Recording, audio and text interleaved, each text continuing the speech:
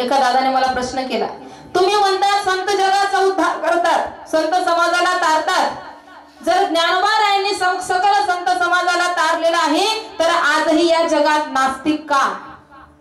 प्रश्न आहे की नाही मनात? जर या जगामध्ये संतांचे विचार आहेत, ज्ञानोबाराय, तुकोबाराय, सावता महाराज, संत जनाबाई, मुक्ताबाई, बहिणाबाई जर यांचे विचार आहेत, तरीही जगातले नास्तिक कुठे कमी झाले? तरी नास्तिक आहेतच. मग तुम्ही म्हणताय की संत एखाद्या नदीप्रमाणे, एखाद्या सरितेप्रमाणे असतात. नदी जशी तिच्या किनाऱ्याला आलेल्या प्रत्येक वृक्षाला जीवनदान देत चालते, तसं संतांनी या जगातला काही वर्ग सोडून दिला का? वाक्य लक्ष देऊन ऐका. जे किनाऱ्याला आले, जे त्यांच्या जवळ आले, त्यांना त्यांनी तारलं. जे त्यांच्यापासून लांब गेले ते मात्र करंटे कपाळ, ज्याचे नाम नये मुखा, त्यांच्याबद्दल नाईलाज आहे. पुन्हा दुसरा प्रश्न असा निर्माण होतो, जर तुम्ही ज्ञानोबारायांची एवढी महती गातात, सगळं संत समुदायाची एवढी महती गातात, तर मग संत विशेष का? मग खूप महत्वाचा प्रश्न आहे. संत विशेष का आणि आम्ही सामान्य का? बघा, विचारणारे सुद्धा काही कमी नसतात बरं का. संतांनी सुद्धा आईच्या उदरातून जन्म घेतलाय, आम्हीही आईच्या उदरातून जन्म घेतो. संतांनाही घरदार, मुलं, लेकरं, परिवार या गोष्टी आहेत. आम्हाला सुद्धा मुलं, बाळ, लेकरं, परिवार आहे. आदरणीय कृष्णाजी माऊली जायखेडेकर गृहस्थ आश्रमी होते, आम्ही सुद्धा गृहस्थी आहोत. मग तरी सुद्धा आमच्यापेक्षा ते विशेष का आणि आम्ही कनिष्ठ का? लक्ष देऊन ऐका. संतांची जी दृष्टी आहे ती संतांची दृष्टी व्यापकत्वाला प्राप्त झालेली आहे. आपली दृष्टी मात्र संकुचित आहे. हा सगळ्यात महत्वाचा फरक त्यांच्यात आणि आपल्यात.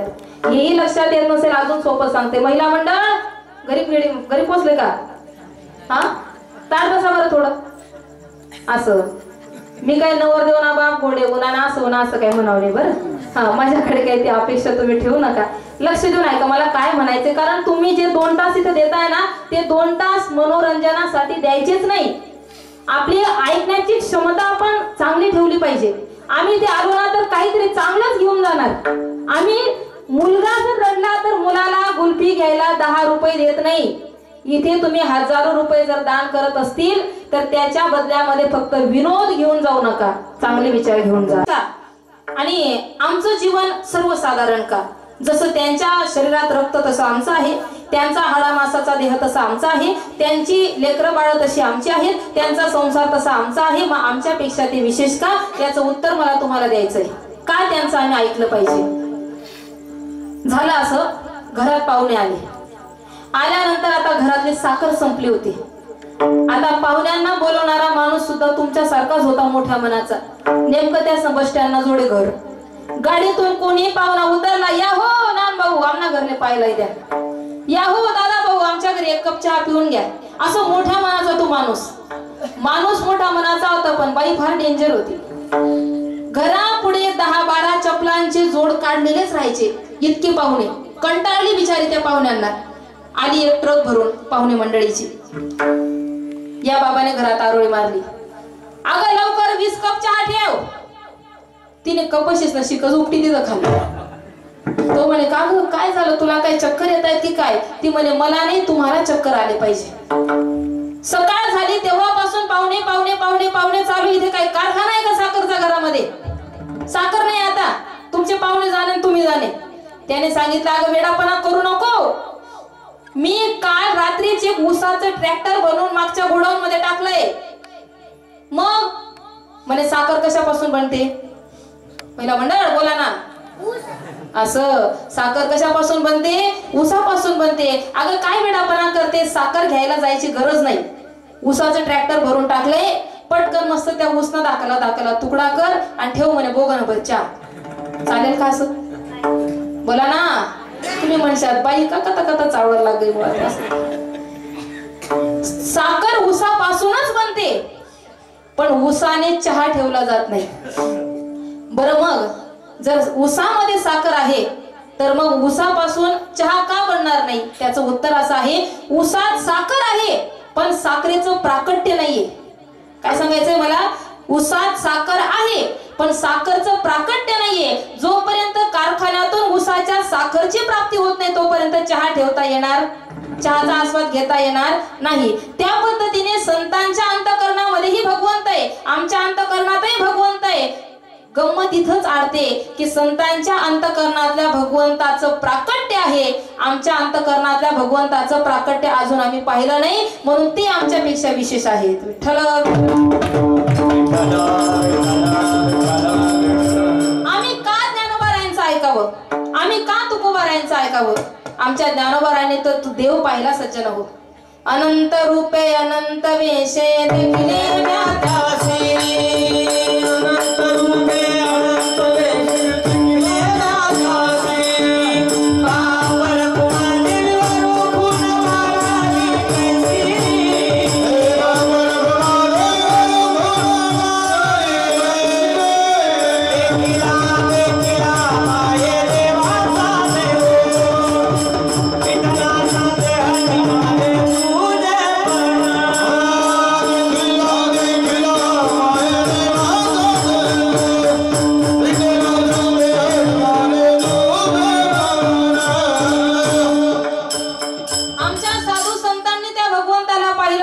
निघाले ज्ञानदेवा पाठ हरिहा वैकुंठ भरला घनदाट हरी दिसे। एकदा का माणसाला संसारातला देव दिसला, त्याची सत्यता दिसली की त्या संसाराची नश्वरता लक्षात येते। एकदा का तुम्हाला ताक आणि तूप याच्यातला फरक समजायला लागलं की तुम्ही ताकाला ताकच म्हणणार आणि तुपाला तुपच म्हणणार।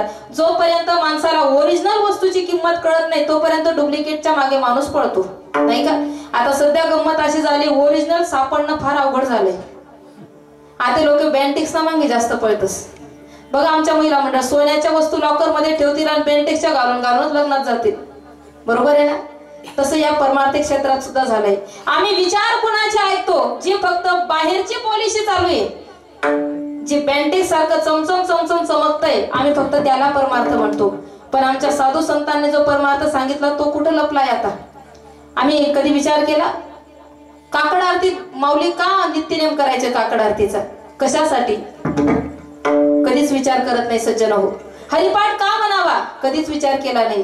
ज्या घरामध्ये नित्यनेमाने हरिपाठ केला जातो त्या घरातल्या सासू सणांची कधीच भांडण होत नाही। खोटं वाटत असेल तर ट्राय करून बघायचं, नाही तर आमच्या चाळीसगाव तालुक्यात अवघड दंगा होतो। संध्याकाळी 7 वाजले की किचन ओट्यावर एकदम मोठ्याने हरिपाठ म्हणतात सासू सुना।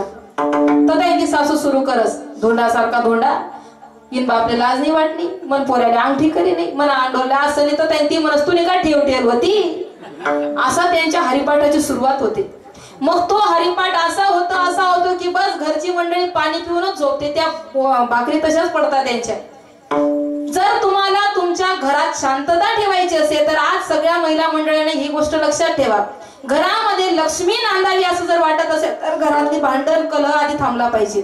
ज्या घरात दररोज भांडणे होतात त्या घरात लक्ष्मी नांदत, तुम्हाला वाटतं ना तुमच्याकडच्या 10 ग्रॅमचे 50 ग्रॅम व्हावे असं? हा माझा मंत्र लक्षात ठेवा। संध्याकाळ झाली, बरं केव्हाही असू द्या, संध्याकाळ असू दुपारी असो, सासूबाईचा आता पारा तापलेला जर दिसला, एकच मंत्र वापरायचा। 1 ग्लास भर पाणी घ्यायचं आणि तिना तोंडवर नाही फेका ना, तुम्ही तयारी मस्तेत नाही तर 1 मस्त पाण्याचा ग्लास भरायचा, 1 घोटभर पाणी आपल्या तोंडात घ्यायचं, 1 घोटभर पाणी तिला प्यायला सांगायचं आणि तो घोट तुम्ही तोपर्यंत तोंडात धरून ठेवायचा तोपर्यंत तिचं तोंड बंद होत नाही। हा खूप सोपा मंत्र आहे। मौनम कलहनास्ति विठ्ठल विठ्ठल।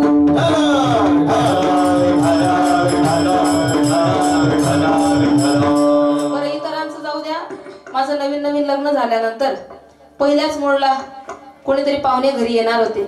आमच्या सासूबाईने सांगितलं, म्हणे पोरी पुरणाची डाळ शिजवून पुरण गाळून बिळून एकदम मस्त पुरणाच्या पोळ्या करून तयार ठेव, मी आलीच म्हणे जरा चक्कर मारून। आता पुरण सांगताच मला घाम यायला लागला। मी म्हटलं बाबा लहानपणापासून आपल्याला रामकृष्ण हरी ज्ञानेश्वर माऊली सगळं आपलं चालू होतं कीर्तन भजन, पण पुरणपोळीना आपला काही अजून पावत संबंध होणार नाही, काय करू। आता शेवटी नवीन लग्न झालेलं, कसं काय सासूबाईला पण डायरेक्ट ऑर्डर देणार, त्यामुळे मी काय केलं कीर्तनकाराचं डोकं वापरलं। आमच्या सासूबाईंनी पायात चप्पल घातली आणि मी लगेच समोर आली। म्हटलं आई, म्हणे काय झालं? म्हटलं माझ्या पप्पांचा फोन आला होता, तुम्हाला सांगायला विसरली। म्हणे काय म्हणायचे? म्हटलं माझे पप्पा तुमचं असं नाव काढत होते, असं कौतुक करा म्हणतो त्यासनी. बाबा बाबा अर्धा तास तुमच्याविषयी बोलले. म्हातारीने पायमधली चप्पल काढली ते पलंगवर बसली. काय म्हणत होते? म्हटलं माझे पप्पा म्हणायचे, बाई जेव्हा तुझ्या लग्नाचं पक्क करायला गेलो, नारळ गोटा करायला गेलो, काय तुझ्या सासूबाईने पुरणाच्या पोळ्या केल्या होत्या म्हणे. अरे अरे अरे अशा पुरण्या पोळ्या अख्खा नंदुरबार जिल्हा मामले खावायला भेटणार नाही म्हणे. अशा पुरणाच्या पोळ्या तुझ्या 40गाव तालुक्यात सासूबाईने खाऊ घातल्या. खरंच म्हणे सुगराने म्हणे तुम्ही सासू. आमच्या सासूबाईने पदर खोचला. किचन मध्ये गेला म्हणे, पोरी सरकता ती मी आधी पोळ्या टाकीलेस मग बाकी ना आवडसू. विठ्ठल विठ्ठल.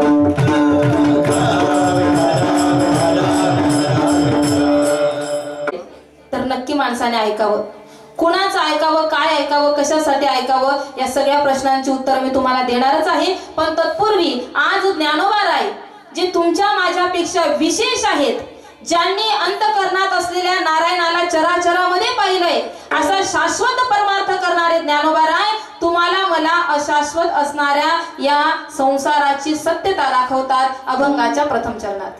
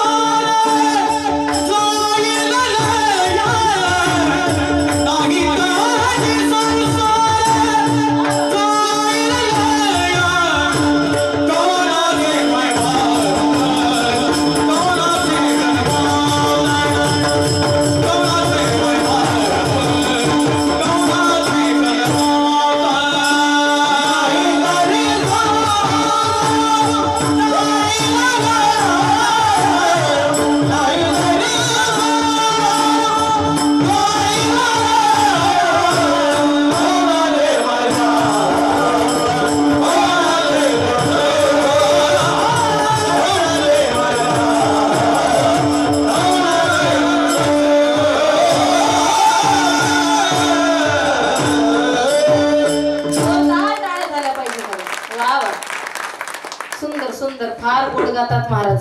7 दिन जर त्यासना पाठमागे म्हणणारा राहिला तर त्याला जाम करत राहतील. छान उंच आवाज आहे, गोड आहे, सुंदर. खरंच पांडुरंगाने देण दिली त्यांना गायनाची. आनंद वाटला.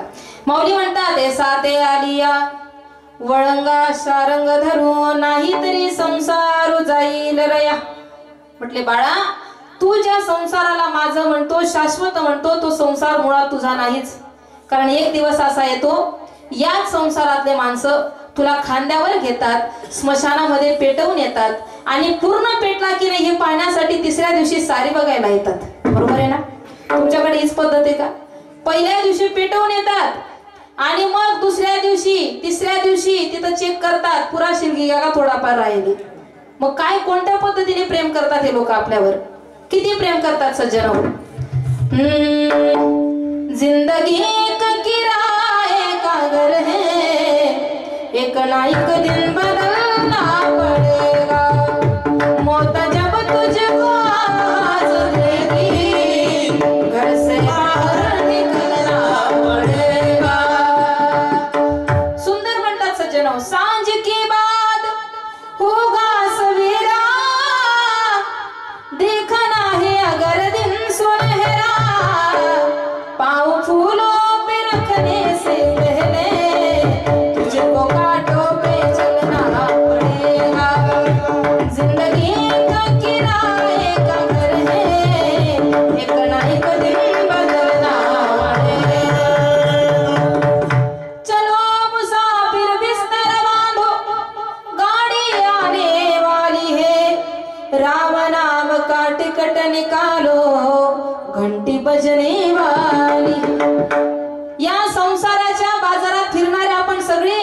आपल्या सगळ्यांचा हा प्रवास चाललाय सज्जनो. प्रवास काय प्रवास आहे? जन्मापासून तर मृत्यूपर्यंतचे 2 स्टॉप आपल्या जीवनात येतात. पहिल्या स्टेशनला आपण गाडीत बसतो, आईच्या गर्भात जातो. त्यावेळी या ठिकाणी कपिल महाराज कपिल देवती संवादामध्ये श्रीमद भागवतात सांगतात, कललम त्वेक रात्रेण पंचरात्रेण बुधबुधम दशाहेना तु करकंधो पेशंडम वाततो परम. मातेच्या उदरामध्ये जेव्हापासून जीवात्मा प्रवेश करतो त्या स्थितीला कलल म्हणतात. बरं, हा जीव 1 महिन्याचा होईपर्यंत डोक्याची निर्मिती होते. 3 महिन्याचा गर्भ होईपर्यंत हात पाय नाक मुख डोळे सर्व इंद्रिय तयार होतात. म्हणून काही हुशार लोक 3 महिन्यानंतर गर्भ तपासायला जातात. मुलगा असेल तर कोणत्या कुशीला डाव, मुली असेल तर कोणत्या कुशीला, हे सुद्धा भागवतात सांगितलंय. पण मी काय तुम्हाला ते सांगणार, तुम्ही बता हुशार आहे, दाखव चौकशी करशात. एवढंच नाही सज्जन हो, जन्माला आल्यानंतर कोणतं सुख आहे? कोणतं सुख नाही. जन्माला आल्यानंतर लहानपण आपलं रडण्यामध्येच जातं. थोडस बिचारा 3-3.5 वर्षाचा होतो तेवढ्यामध्ये खांद्यावर दप्तर येतं. A for apple, J for जेबडा, काय चालू होतं ना, A for apple, Z for. इथून आता आपला प्रवास सुरू होतो. असं करता करता करता करता मग 1ली 2री 3री 10वी 12वी कॉलेज बिलेज डिग्री बिग्री घेतली. एकदा नोकरी लागली का पुन्हा छोकरीची चिंता, कशी भेटस नाही काय भेटस. एवढं अवघड काम आहे सज्जन. बघा, आपलं जे काही जीवन आहे हे 3 टप्प्यावर जमलेलं असतं. त्यामध्ये बालपण, तरुणपण आणि म्हातारपण. बालपणाचं जीवन आहे एवढं सुंदर, एवढं सुंदर, एवढं सुंदर, अगदी एअरटेलचं जीवन, ऐसी आजादी और कहा. एवढं सुख आहे लहानपणामध्ये. डब्यात पीठ आहे का नाही, बरणीत तेल आहे का नाही, काहीच घेणं देणं नाही. रडून घ्यायचं, खाऊन घ्यायचं, फिरून यायचं. लहान मुलांना असते का काही चिंता? बोला ना. तिकडे पायरीवर बसले बघा सगळे, अजिबात टेन्शन घ्यायचं नाही ना. हा, अजिबात टेन्शन घ्यायचं नाही. लहानपणाचं जीवन म्हणजे एकदम मन मोकळं जीवन. बरं, एकदा झालं असं, आमच्या संस्थेतल्या विद्यार्थ्यांचा पेपर झाला चित्रकलेचा. मॅडमांचा फोन आला, गेलो आम्ही बघायला. मला वाटलं चांगले चित्र काढले असतील. प्रश्न असा होता, बोगद्यातून रेल्वे निघताना चित्र काढा. मुलांनी फक्त बोगदा काढला, रेल्वे काढलीच नाही. आणि त्या खाली उत्तर लिहून दिलं, 5 मिनिटापूर्वीच रेल्वे निघून गेली. मॅडम म्हणे, बघा ताई, तुमच्या या विद्यार्थ्यांना आता आम्ही कसे मार्क द्यायचे? म्हटलं मॅडम एक काम करा, त्याच्या खाली दुसरं वाक्य लिहून द्या, रेल्वे रिटर्न आल्याशिवाय मार्क दिले जाणार नाही. हे आमचे आताचे मुलं, आताचे प्रश्न, आताचे उत्तर. बरं, एका मुलाने मला प्रश्न केला, म्हणे ताई 14 ऑगस्टला आमच्या शिक्षकांनी सूचना दिली की ध्वजारोहणासाठी येताना आपल्या पाल्यांना सोबत आणा. ताई असं सांगा, नेमकं पालक म्हणजे काय? आपल्या पालकांना सोबत आणा. पालक म्हणजे काय? म्हटलं पालक म्हणजे वडील, बरोबर आहे ना. पालक म्हणजे वडील. म्हणे मग ताई मी हा विचार करतोय रात्रीपासून, जर बापाला पालक म्हणतात तर मम्मीला शेपू का नाही म्हणत? अवघड केले. राम महाराजांना चांगला अनुभव असेल अजून. आपल्या जीवनामध्ये लहान लहान मुलांचे एवढे प्रश्न आणि एवढे उत्तर येतात की त्यांच्या उत्तराला उत्तर द्यायला आपल्याला डोकं चालवावं लागतं. असो. बरं, बालपणाचं जीवन हसण्या खेळण्यात उड्या मारण्यात निघून गेलं. तरुणपण तर फार अवघड आहे. त्यातल्या त्यात आता जुने लोक म्हणायचे 16 वरीस. हा, आता खूप अवघड परिस्थिती सज्जनो. तरुणपणामध्ये जर चांगली संगत मिळाली तर 100% ते लोक, ते मुलं चांगले घडतात. पण जर तरुणपणामध्ये ऐन त्यांच्या टर्निंग पॉइंटवर जर त्यांना वाईट लोकांची संगत मिळाली तर त्या संगतीमध्ये पूर्ण जीवन त्यांचं उद्ध्वस्त होतं. म्हणून जसा संग तसा रंग लागतो सज्जन हो. या अखंड नाम कीर्तनी सप्ताहामध्ये आई वडील घरी राहिले चालेल, पण मुलांना कीर्तनाला पाठवलं पाहिजे. विठ्ठल विठ्ठल. बरं, एवढंच नाही, तरुणपणाचं जीवन म्हणजे आयडिया. एक आयडिया जो बदल दे आपकी जिंदगी. मस्त साखरपुडा होतो, एंगेजमेंट झाली की त्याची पत्नी त्याच्यासाठी फक्त आयडियाच बनते. आणि असं करता करता 2-4 महिन्यांनी लग्न झालं, डोक्यावर अक्षता पडल्या की त्याचं जीवन बनतं BSNL. इस रूट की सभी लाईने भंगार है. विठ्ठल विठ्ठल. आमच्या जीवनाची सत्यता आमच्या संतांनी दाखवली. आयुष्य जात आहे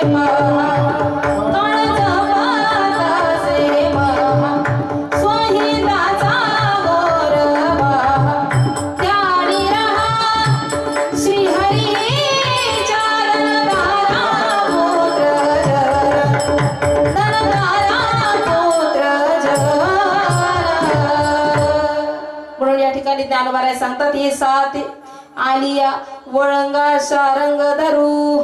तुमच्या जीवनामध्ये जो जो संसार दिसतोय बघा, माऊलींचे प्रमाण फार सुंदर आहे. जे जे देखणे साका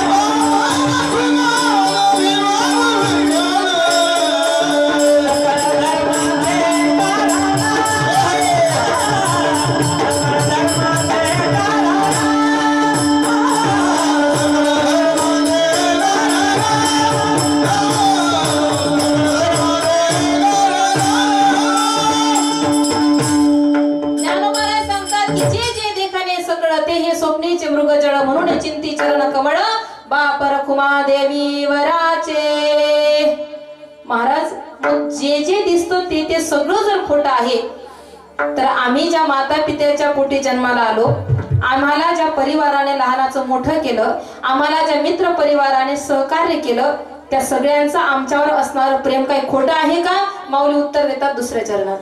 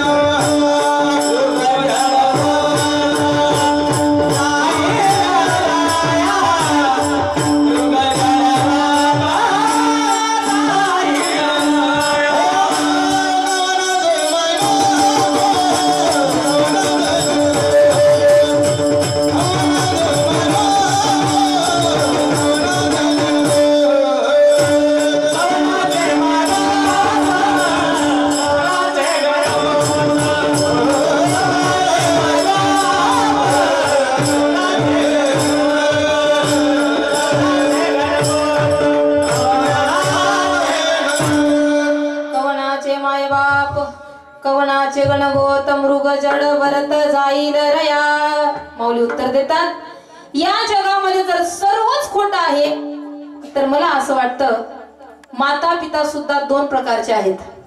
पहिले माता पिता आहे जे परमार्थ करण्यासाठी मुलांना मार्गदर्शन करतात, सहकार्य करतात, आणि दुसरे माता पिता असे आहेत जे सत्कर्मावर चालणाऱ्या मुलांना सुद्धा आपल्या फायद्यासाठी वाईट मार्गाला लावतात. असा 2 प्रकारचा वर्ग आपल्या डोळ्यासमोर ठेवूया.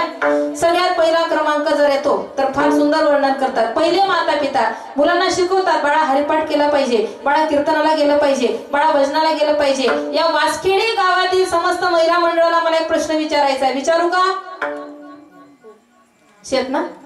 हा, एक प्रश्न विचारते तुम्हाला, ऐका. तुमच्या घरातल्या मुलाने अभ्यास करावा, इंग्लिश बोलावं म्हणून तुम्ही त्याला कोणत्या शाळेत पाठवतात? इंग्लिश मीडियम मध्ये. बरं, जास्त ना पोरी इंग्लिश मीडियम आहेत, त्या मायबापली इंग्लिश वाचतायच का? नाही ना. तो पोरगा काही पण बोलला तरी मायबाप खुश होतात. नाही नाही, आमचा पोरगा इंग्लिश बोलतो बरं का, आमच्या मुलाला चांगलं येतं बरं का, आमच्यापेक्षा मुलगा चांगला शिकला बरं का. म्हणजे तो तिकडं काही बोलत असेल, वेडेवाकडे शब्द वाचत असेल तरी तुम्ही प्रसन्न होतात. बरं, तुमच्या आनंदाचं एक कारण सांगते मी. मुलगा बोलतो म्हणून नाही तुम्ही आनंदित होत, तुम्ही त्याच्या भविष्याला पाहून आनंदित होतात. तुमच्या मनामध्ये सदैव एक विचार असतो, पांडुरंगा, आम्ही आमच्या आयुष्यामध्ये जे गरिबीचे चटके सोसले, ती गरिबी आमच्या लेकरांच्या जीवनात येऊ नये. तुम्ही देवाला प्रार्थना करता, देवा आज मोलमजुरी करण्याचे कष्ट आम्हाला आहेत, पण या मोलमजुरीचा पैसा जर आम्ही आमच्या मुलांच्या शिक्षणासाठी लावला, आमची मुलं जर चांगल्या मोठ्या जागेवर मोठ्या पदावर गेले तर आमच्या कष्टाला फळ मिळेल. यासाठी तुम्ही त्यांचे सगळे लाड पुरवतात. खरंच पुरवले पाहिजे सज्जन हो. मी तर म्हणेल आपल्यापेक्षा जास्त सुविधा आपण आपल्या मुलांना दिल्या पाहिजे. पण याच्या पुढे ऐका, आपल्या मुलाने डॉक्टर बनावं, इंजिनियर बनावं, वकील बनावं, प्रोफेसर बनावं, विदेशात जावं, यासाठी 100% सहकार्य करा. 100% त्यांना शिकवा, त्यांचे लाड पुरवा. पण या आधी आपल्या मुलाने चांगला वारकरी, चांगला नागरिक बनावं, यासाठी सुद्धा प्रयत्न करा. यासाठी सुद्धा प्रयत्न करणं आपलं कर्तव्य आहे. तुम्ही 1 तासभर मुलाला अभ्यासासाठी घेऊन बसतात. मला माहिती, ज्या आईला अंगठा छाप असते ना, ती आई सुद्धा मुलगा अभ्यास करतो ना त्याच्याजवळ मांडी वळून गप्प बसते 1 तासभर, सगळे कामं सोडते. नाही, माझ्या मुलाचा अभ्यास झाला पाहिजे, माझ्या मुलीचं शिक्षण झालं पाहिजे. तुम्ही तुमच्या कष्टाचा पैसा त्यांच्या शिक्षणासाठी ओततात, केलं पाहिजे सज्जन हो. पण हे सगळं करत असताना त्या 1 तासामध्ये अजून तुम्ही 10 मिनिटं ऍड करा आणि आपल्या मुलांना सांगा, बाळा तुझा अभ्यास झाला ना, 5 मिनिटं का असे ना जरा मंदिरात जाऊन ये बरं, मारुती राहायला एक दिवा लावून ये बरं, महादेवाच्या मंदिरात जा बरं बाळा, भोलेनाथाला जल अभिषेक करून ये. हे सांगणं सुद्धा आपलं आद्य कर्तव्य आहे. बरं, एवढंच नाही, तुमच्या मुलांना तुम्ही दररोज सक्तीने सांगितलं पाहिजे, जोपर्यंत तो हनुमान चालीसा म्हणत नाही तोपर्यंत तुला जेवण मिळणार नाही. खूप मोठी ताकद आहे सज्जनो यामध्ये. बुद्धिहीन तनु जानिके सुमिरा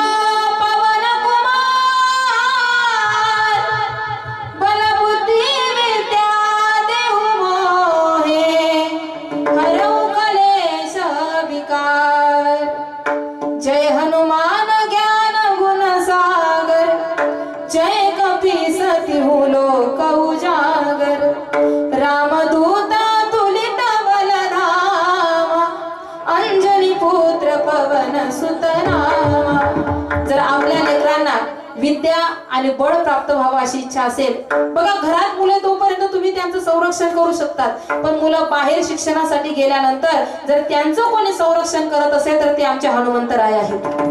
जर हनुमंतरायांनी त्यांना सांभाळावं असं वाटत असेल तर मुलांना दररोज हनुमान चालीसा म्हणण्याची सवय लावा. माऊलींचा प्रसाद, माऊलींचा आशीर्वाद लेकरांसोबत राहावा असं वाटत असेल, वाईट संगत आणि वाईट संस्कारापासून लांब राहावे असं वाटत असेल, आपल्या लेकरांच्या गळ्यात तुळशीची माळ द्या. मुलांना एकादशीचं व्रत शिकवा. मुलांना हिंदू सनातन संस्कृती म्हणजे काय याचं ज्ञान द्या. गर्व से को हम हिंदू हे एवढ्या घोषणा दिल्याने संस्कार वाढत नाही, त्यासाठी आचरण शुद्ध करावं लागतं. विठ्ठल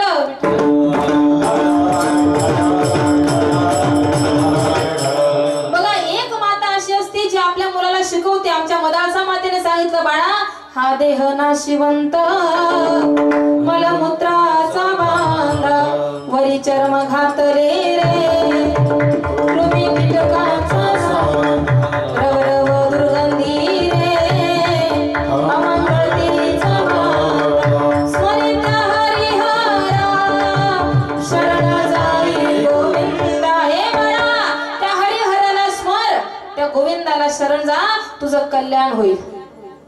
ही एक माता या भारत देशात. आणि दुसऱ्या मातेचा प्रकार सांगते. जी आई आपला मुलगा जर म्हणत असेल, आई आपल्या गावात किती मोठा सप्ताह होतोय ग, मला सुद्धा वाटतं मी पण माळकरी व्हावं, टाळकरी व्हावं, एक दिवस कीर्तनकार बनावं आणि आपल्या वासखेडी गावाचं नाव साऱ्या महाराष्ट्रभर गाजवावं असं जेव्हा तो मुलगा सांगतो ना तेव्हा ती आई सांगते कुछ बस रे भाऊ तू ना अजून खावा पिवाना दिनशेत ना कथा चालणं माळकरी होईस नाही. ही दुसरी आई.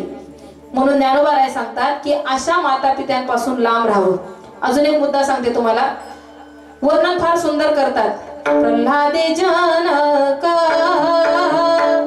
विभीषणे बंधू, प्रल्हादे जनका विभीषणे बंधू, राजमाता वंदे वरदे. प्रल्हादे जनका